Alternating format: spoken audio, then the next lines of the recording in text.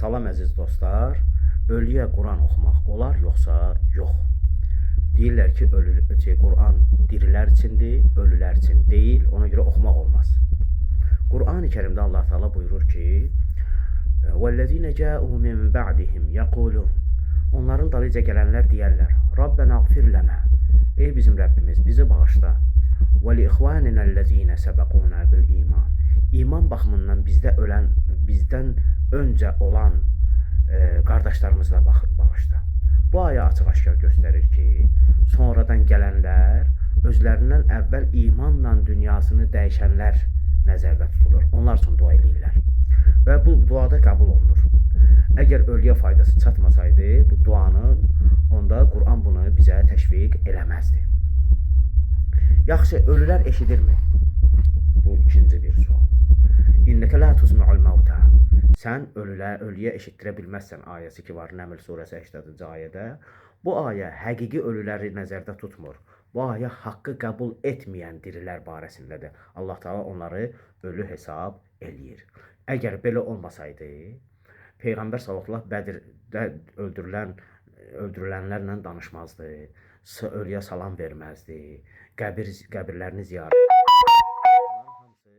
mənasız olardı. Sonra rivayətlərimizdə var İmam Sadiq əleyhissalamdan ki, ölənlərinizə Quran oxuyun, çünki onlar buna sevinərlər. Qəbristanlıqda oxunan Quran ölüyə nur və rahatlıq gətirər.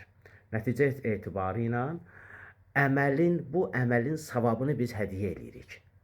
Bu namazdır, orucdur, məsələn, istəyirik bir 2 rükət namaz qılaq, onu dünyadan gedənlərimizə hədiyyə eləyək, heç bir problem yoxdur. Həmçinin sədəqə verməkdir, Quran oxumaqdır, savab niyyəti ilə ölüyə hədiyyə edilə bilər və onun heç bir problemi yoxdur.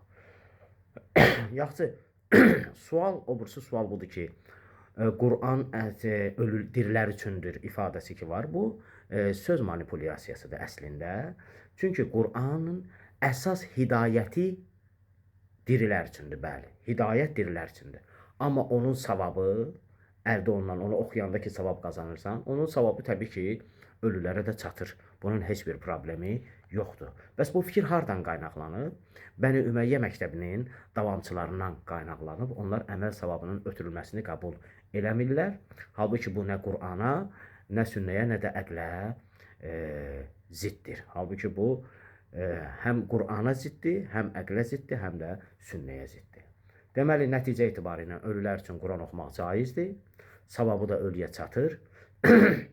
Hətta müstəhəbdir. Olmaz deyənlərin də dəlili yoxdur. Dəlilsizdir. Belə, bu qədər. Sağ olun.